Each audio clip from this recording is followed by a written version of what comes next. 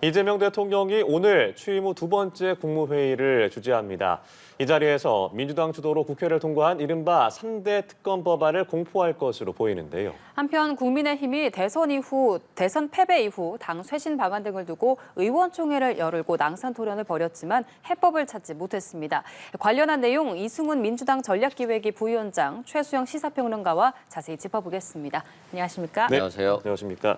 네, 내란 특검법과 김건희 여사 특검법, 최상병 특검법 등 이른바 3대 특검법에 대해서 대통령실이 국민적인 지지를 받고 있다. 오늘 국무회의에서 아마 공포가 될 것으로 보이는데요.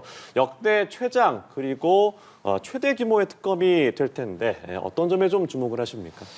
일단 특검이 일을 잘해야죠. 정말 국민들이 3년간 궁금해했던 것들을 의문점을 충분히 해소해줘야 된다. 그래서 이번 내란 사건 관련해서 해결되지 못한 부분들, 즉 국무위원들이 얼마나 이 내란에 개입했고 동조했는지, 그리고 국민의힘에서 지도부가 얼마나 여기에 동조하고 내란을 방조하고 사실상 국회에서 계엄 해제 의결을 막는 것을 못하게 방해했는지, 이런 것들 전반적인 내란죄의 실체를 밝혀야 된다, 이런 말씀드리고, 또 김건희 여사의 도이치모터스 의혹이라든가 양평고속도로 문제, 그리고 수많은 명품백 문제, 또 먹거리 6천만 원 먹거리 문제가 있는데, 이게 결국에는 돈도 돈이지만 공천과 또 이런 뇌물 이런 것과 연결됐다는 것이거든요. 그렇기 때문에 이런 부분도 명확히 밝혀져야 되고요. 또한 중요한 건 신속해야 돼요. 네. 윤석열 정부가 실패한 이유는 수사를 3년 동안 한 거예요. 6개월 내에 특검을 정말 믿고 특검에게 전적으로 맡기고 정치적인 개입을 최소화시키면서 이 6개월 내에 국민적 의혹을 모두 해소하고 그 이후에는 완전한 다음 단계로 넘어가야 되거든요. 그걸 잘해주는지 여부가 이번 특검 성공의 관건이다라고 말씀드립니다. 네, 이 수사의 또 기간이 될 수도 있고 수사의 범위, 누구를 추천할 것인가 여러 가지 쟁점이 있을 것 같습니다. 네, 수사 내용은 이 변호사께서 짚어주셨으니까 저는 좀 다른 각도에서 보면요. 일단 이제 이게 보충적 예외적으로 이제 특검이 진행되는 거니까 정밀 타격형 형식으로 이제 수사가 진행돼야 된다. 그러니까 마구잡이 수사 혹은 이제 전방위적 수사 이렇게 해서 그 말하자면 지금 새 정부 초기에 이런 어떤 개혁 의지 이런 부분들을 좀 훼손시키거나 이러면 안 되는 것이고요. 정말 말 그대로 정밀 타격을 통해서 핵심적인 사안만 이른바 발본색원하고 수사의 핵심적인 사안을 이제 국민에게 알리고 수사에 기록하는 이런 것들이 돼야 된다. 더더군다나 이제 이게 이제 대통령 취임 6개월 사이에 벌어지는 특검이거든요. 그렇기 때문에 이재명 대통령이 지금 통합 의지를 매우 강조하고 있지 않습니까? 그리고 이제 여야 합치도 강조하기 때문에 우상호 수석도 임명하고 하는데 이런 쇄신 의지를 가리면 안 된다. 그러니까 말하자면 국민 통합이라는 큰 틀의 방향이 이제 취임 6개월 동안 굉장히 주목받으면서 갈 텐데 특검의 수사가 이걸 좀 어지럽히거나 혹은 가리거나 이런 좀 오히려 순기능적인 역할이 아니라 부정적 역할을 하면 안 된다. 그 점을 특검 수사팀이 6개월 이내 140에서 170일까지 할 수 있으니까 그 사이에 아주 최대한 그렇게 정밀한 수사를 해야 되겠다. 그게 하나 있고요. 제가 보기에 적임자를 잘 찾아야 될 것 같아요. 특검은 지금 특검의 요건으로 이제 말하자면 변호사 겸업 금지가 있습니다. 그래서 변호사를 하지 않으면서 특검에 자기의 헌신성도 있어야 되고 더군다나 이번 특검은 대법원장 추천은 제3자 특검이 아니라 조국혁신당과 민주당이 추천하는 그리고 국민의힘은 또 제외하는 일종의 약간 당파적 사실 특검으로 봐야 돼요. 그렇기 때문에 특검이 더 중요합니다. 특검이 그런 정치적 이해 편향성에 휘둘려가지고 수사의 방향성을 일종의 정치적으로 접근하면 이거는 매우 부당한 일이 될 것이고 국민적 여론도 지지받지 못하기 때문에 특검을 어떻게 구성하는지와 그다음에 특검의 수사팀을 꾸려가는 것 이 과정도 또 하나의 변수가 될 수 있겠다 생각이 듭니다. 이재명 대통령은 외교에도 속도를 내고 있습니다. 어제 20여 시계로 일본 총리와 또 첫 전화 통화를 하고 성숙한 한일 관계를 만들자는데 공감을 나눴는데 앞으로 이 한일 관계 어떻게 좀 전망을 하십니까? 이재명 대통령이 말했듯이 국익을 위한 실용주의로 접근할 것 같아요. 문재인 정부 보시면 죽창가 얘기가 나오고 일본과 많이 싸웠잖아요. 근데 정작 실리는 별로 없었다 이런 비판이 나오고 또 정치적으로 이용했다는 비판이 있었거든요. 또한 윤석열 정부 들어서는 정말 역사도 퍼주고 실리도 다 퍼주고 얻은 것 없이 만찬장에 무슨 소주가 나왔네, 폭탄주가 뭐였네, 음식이 뭐였네 이런 얘기들만 나왔어요. 결국에는 역사적으로도 실리적으로도 얻은 것도 없이 그냥 외모적인 그러한 외교만 했다는 거예요. 그래서 이재명 대통령은 좀 신중하게 실리 외교 중심으로 그래서 얻는 거잖아요. 대한민국이 뭘 하나 가지고 오면 하나 주는 거거든요. 철저하게 성과, 실리 위주로 가는 것이 좋고 또 지금 러시아와 북한이 밀착하고 있고 북한이 핵무기를 고도화하고 있잖아요. 북핵은 상당히 위협적이거든요. 예. 그런다라고 한다면 미국이나 일본의 정보력도 좀 공유하면서 견제할 필요성이 있기 때문에 한일 관계는 좀 성숙한 관계, 과거 같은 거칠은 관계가 아니어야 되고 역사라든가 이런 부분에 있어서 영토에 있어서는 또 결코 양보할 수 없는 그런 관계로 성숙하게 좀 진전했으면 좋겠다라고 생각합니다. 예, 이재명 대통령이 실용 외교를 강조하는 만큼 성과와 실리 위주로 관계를 풀어가지 않겠냐라고 이야기를 하셨는데 네. 어떻게 보시는지요? 뭐 동의합니다. 실질적으로 외교라는 거는 사실상 우리 국익과 관련된 문제고 앞으로 우리 미래와 관련된 문제이기 때문에 굉장히 중요하다 말씀드리고 저는 이번에 중국에 앞서서 일본과 통화한 함의가 크다고 봐요. 원래 이 정상이 어떤 순서로 외국 정상과 통화하느냐는 대단히 좀 중요한 의미를 갖습니다. 네. 근데 문재인 전 대통령 같은 경우에 진보 정부의 대통령이었는데 바로 미국, 중국, 일본 순으로 통화를 했습니다. 예. 근데 이제 이재명 대통령은 미국, 일본, 중국의 순으로 이제 될 것 같아요. 아직은 시진핑 주석과 통화를 하지 않았으니까. 네. 이렇게 놓고 본다면 이 사안 자체로서의 메시지를 주고 있다. 그러니까 일본과는 좀 말하자면 외교적 투트랙, 분리 대응을 하겠다. 그러니까 역사적인 문제라든가 이런 거는 요구할 건 요구하고 우리가 받아낼 거 받아내는 건 엄격하게 하되 실용의 외교로서 실질적으로 양국 간 국익과 경제적 협력을 통해서 서로가 윈윈할 수 있는 그런 좀 모색점을 찾아야 되겠다 이렇게 생각을 하는 것 같아요. 대단히 좀 중요하고 또 잘하는 외교의 저는 첫걸음이라고 생각을 되고요. 네. 이제 제가 보기에 이제 한일 관계에 관한 메시지는 6월 22일 날이 한일 수교 정상화 60주년 기념일입니다. 그래서 예. 한 열이틀 정도 남았는데 아마 여기에서 대일 기조에 저는 우리가 이재명 정부의 대일 기조의 전반적인 기조가 나타날 것이라 생각을 합니다. 그래서 22일 발표를 중요하게 생각하는데 어쨌든 그 전에 일본 정상과 통화를 했다는 이 사실은 거기에 따른 이제 말하자면 제가 말씀드린 분리 대응을 통해서 얻어낼 건 얻어내고 또 요구할 건 요구하는 일종의 투트랙 외교를 하겠다는 그 의지를 드러낸 것으로 보여서 이제 바로 이제 조만간 바로 OECD G7에 이제 예. G7에 가시죠. 그러니까 거기에서도 아마 이런 기반을 바탕으로 다자 외교를 하지 않을까 이렇게 전망합니다. 네, 이시바 총리와 어떤 만남을 갖게 될지 G7의 이 대통령의 행보도 저희가 지켜봐야겠고요. 오는 18일로 예정됐던 이재명 대통령의 공직선거법 위반 사건 파기환송심 재판이 결국 연기가 됐습니다.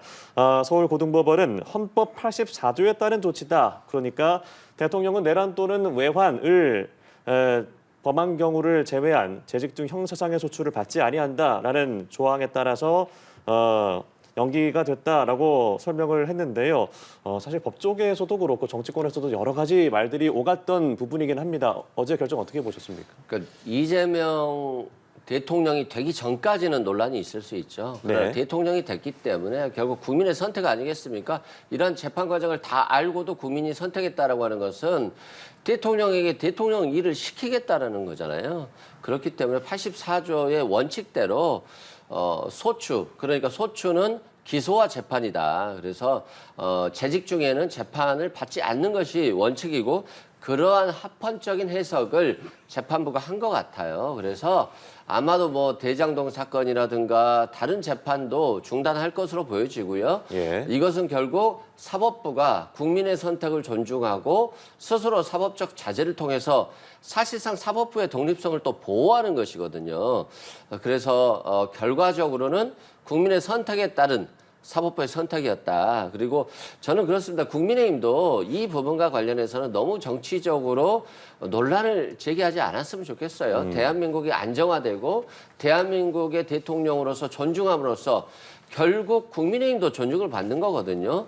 국민의힘이 이 헌법 84조 논란 가지고 싸우는 것은 득이 안 될 것이고 스스로 자정작용을 통해서 민주당을 이기려고 하는 노력, 이것이 중요한 시기다라고 생각됩니다. 네, 어제 재판부의 결정 어떻게 보셨습니까? 저는 뭐 아쉽지만 사실 그 아쉽다는 생각은 지울 수 없지만 어쨌든 서울고법이 자체적으로 판단한 부분이기 때문에 또 법원의 판단을 존중할 수밖에 없고 법원이 이거는 개별 재판부가 판단하는 사안이라고 대법원도 그렇게 얘기했기 때문에 저는 고법의 판단을 존중을 합니다. 그러나 지난번 대선 과정에서 이제 출구조사가 있었잖아요. 지상파 3사.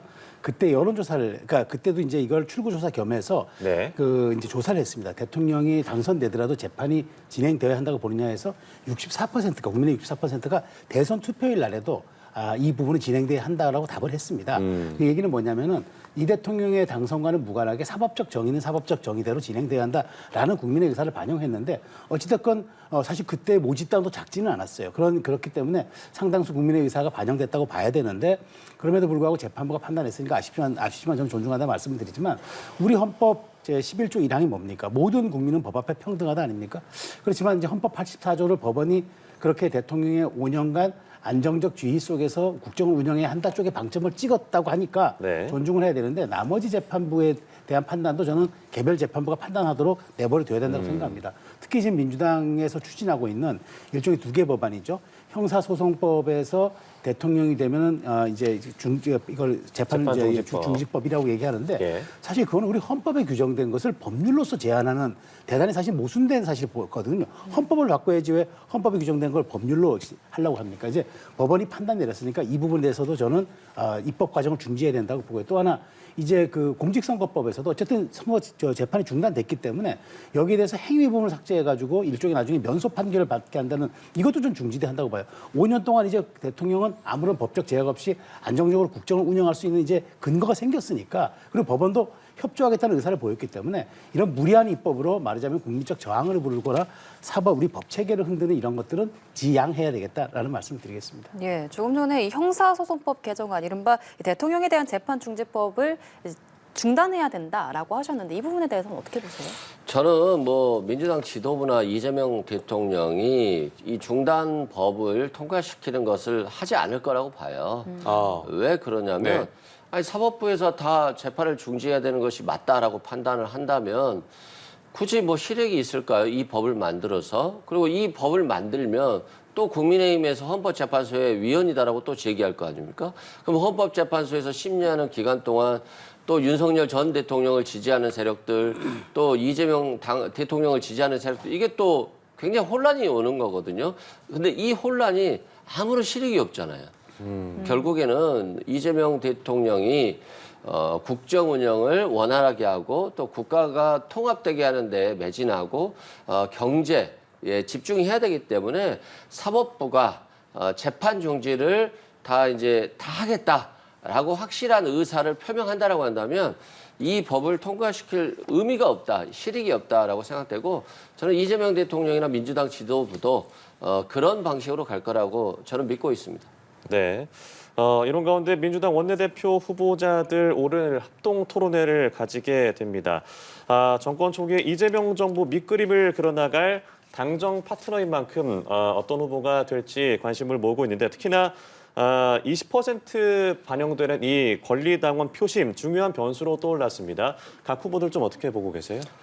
처음 해보는 거잖아요. 예. 권리당원 20%가 원내대표의 선거에 개입하는 거고 이 20%라고 떠주면 국회의원 한 34석 정도의 효과가 있어요. 그래서 민심이 어떻게 반영할 것인지 좀 궁금해하고요. 또 실은 서영교 의원이나 김병기 의원 모두 다 친명이잖아요. 결국 이재명 정부의 성공을 위한 사람들이거든요. 그래서 성공을 위한 지원도 해야 되는 것이고 또 민심을 잘 전달해 줘야 돼요. 예. 그냥 뭐 대통령에게 잘하신다라고 한다면 원내대표의 의미가 없는 거거든요. 또 민심의 쓴소리라든가 여러 가지 민심을 전달해 주는 그 역할을 잘할 수 있는 사람.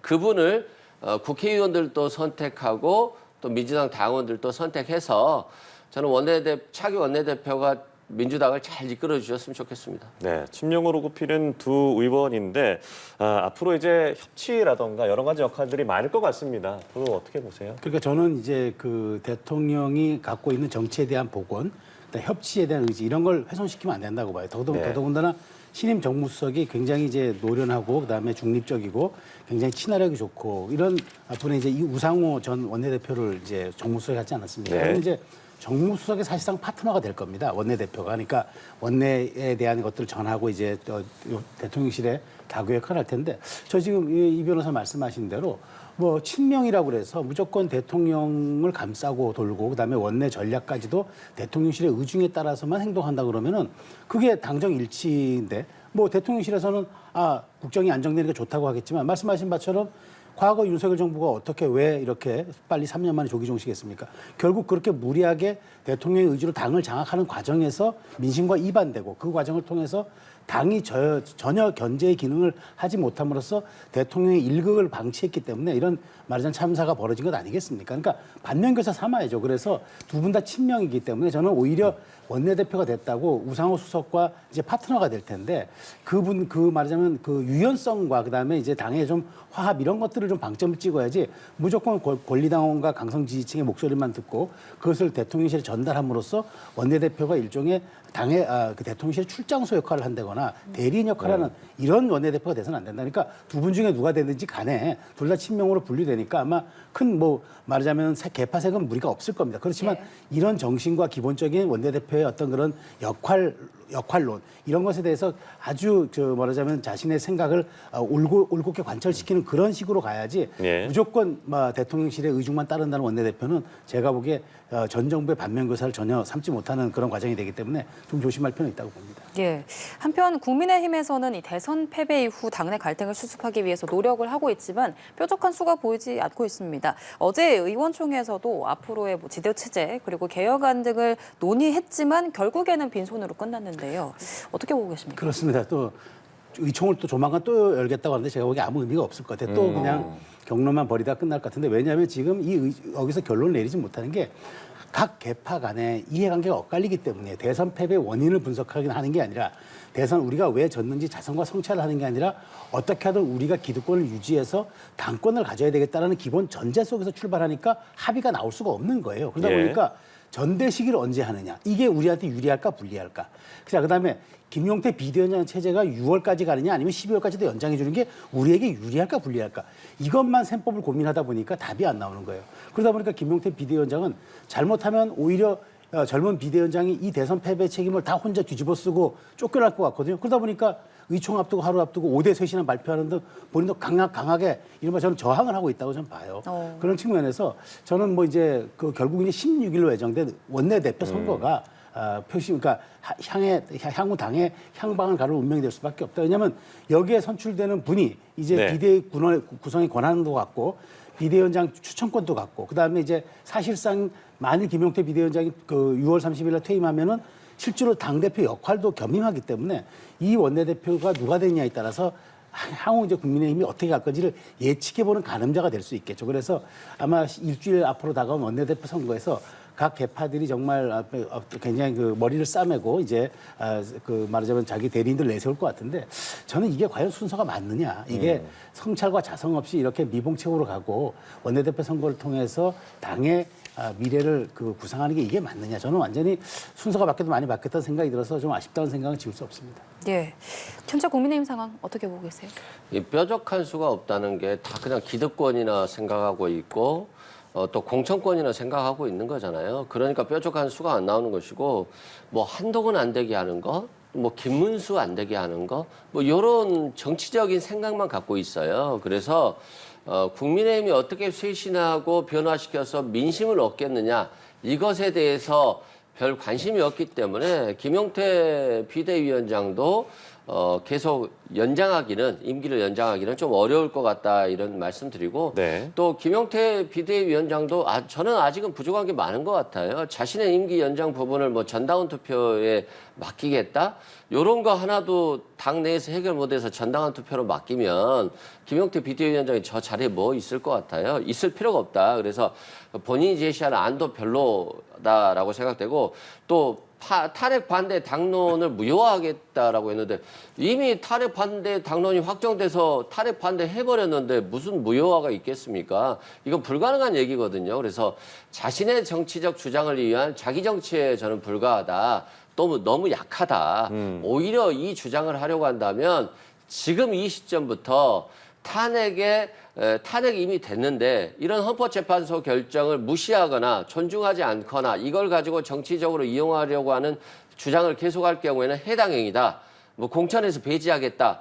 요렇게 가는 게 맞는 거거든요. 그래서 조금은 저는 해법이 애매모호하다. 강력하려면 더 강력해야 되는 것이고 그렇지 않으면 그냥 깔끔하게 그냥 내려놓는 것이 좋기 때문에 애매모호한 저런 국민의힘 상황을 보면 원내대표 선거도 애매모호하게 친윤이 될 것 같고 당대표 선거도 애매모호하게 또다시 친윤이 정권을 잡고 그래서 국민의 민심에서 멀어지는 그래서 TK 당으로 전략하는 그 방향성으로 갈 가능성이 매우 높다라고 생각합니다. 네, 또다시 친윤으로 갈 가능성이 매우 높다라고 하셨습니다. 당장 다음 주 월요일이잖아요. 네. 어떤 후보들을 좀 주목하고 계세요? 그 지금 뭐 그 다선 의원들 중심으로 얘기가 나오는 것 같아요. 그런데 예. 뭐 김기현, 나경원, 뭐 김도읍, 김성원 많은 사람들이 얘기가 되는데 제가 보기엔 이제 이게 결국은 그 저는 쇄신형 원내대표가 아니라 결국에는 이제 그 이제 일종의 브릿지 역할을 하는 네. 그 원내대표가 될 텐데 저는 여기서 이제 어떻게 각 개파 간의 합의를 이뤄내느냐. 전 사실 당이 이렇게 됐을 경우에는 김문수 전 후보와 한동훈 후보가 전 대표가 만나서 좀 이렇게 담판하는 형식도 저는 괜찮다고 봐요. 이런 식으로 둘이 직접 그렇죠. 만나서요. 직접 만나서 당의 미래를 놓고 왜냐하면 한 분은 후보였고 한 분은 전직 대표였고 또 두 사람 직접 이번 경선에서 파이널 컷에서 네. 겨루기도 했던 그런 분들이기 때문에 이렇게 하는 게 맞지 이렇게 개파 대리인들 내세워가지고 원내대표 선거를 한다는 게 전 무슨 의미가 있을까 싶어요. 왜냐하면 지금 되는 원내대표 지금 이 변호사 말씀하셨지만 결국에는 이분이 이제 당분간은 이제 전대 열릴 때까지는 당의 상징이 될 텐데 과연 국민적 동의와 어떤 국민적 신망을 회복할 수 있는 그런 분이 저도 돼야 된다고 생각하는데 될 가능성이 크지 않아 보이기 때문에 오히려 그 말하자면 전직 영향력 있는 당대표, 당 지도부 인사들이 이 사안에 대해서 조금 뭐랄까 본인들의 의사를 좀 관찰하는 그런 모습들은 필요하지 않나 그런 생각이 듭니다. 네. 알겠습니다. 자, 이런 가운데 이제 홍준표 전 대구시장의 얘기도 나오고 있습니다. 청년의 꿈에서 한 지지자가 새로운 정당으로 만나고 싶다라는 글을 남긴 것에 대해서 알겠다라고 답을 한 겁니다. 신당 창당 계획이 있는 걸까요? 좀 어떻게? 저는 할 거라고 봅니다. 그러니까 왜냐하면 이번에 홍준표 시장이 전 시장이 가장 꿈꿨던 아마 시나리오는 이거 같아요. 김문수 후보가 30%대 득표율에 머물고 예. 이준석 후보가 10% 이상을 득표하는 거. 그런 본인의 정치적 공간이 약간 생겼을 텐데 그게 안 되다 보니까 이제 본인이 주도해서 이 상황을 돌파해야 되기 때문에 아마 신당 얘기가 나오는 것 같아요. 근데 저는 과연 동력이 있을 수 있을까? 사실 하와이에서 귀국하는 홍 시장의 머릿속 심사가 네. 대단히 복잡하지 않을까 그런 생각이 듭니다. 일단 뭐 일꾼 찾기 일주일이라고 했잖아요. 그러면 네. 정말 이제 차기 정부 시작하는 지금 이 시기에 찾겠다라고 하는 것이니까 좀 진정성이 있는 것 같고요. 또한 이 상징성도 있다라고 봐요. 이재명 정부는 국민들 민심을 좀 살펴서 숨은 인재도 좀 찾아보겠다라고 하는 것이니까요. 저는 그 상징성이 또 진실성 있게 연결이 돼서 정말 좀 좋은 일꾼들이 찾아줬으면 좋겠고 또 저런 좋은 일꾼만 추천하는 것이 아니라 이재명 대통령의 SNS를 통해서 네. 또 좋은 정책들도 제안하고 이 정책들이 제안만 되고 끊기는 것이 아니라 정말 좋은 정책이라면 이재명 정부의 정책으로 쓰일 수 있도록 또 중간에 가교 역할을 하는 공직자들이 성실하게 좀 임해서 민심이 최대한 반영될 수 있는 그런 정부가 되었으면 좋겠습니다. 네, 알겠습니다. 오늘 두 분 말씀 여기까지 들어보도록 하겠습니다. 지금까지 이승훈 민주당 전략기획위 부위원장 최수영 시사평론가와 함께했습니다. 고맙습니다. 고맙습니다.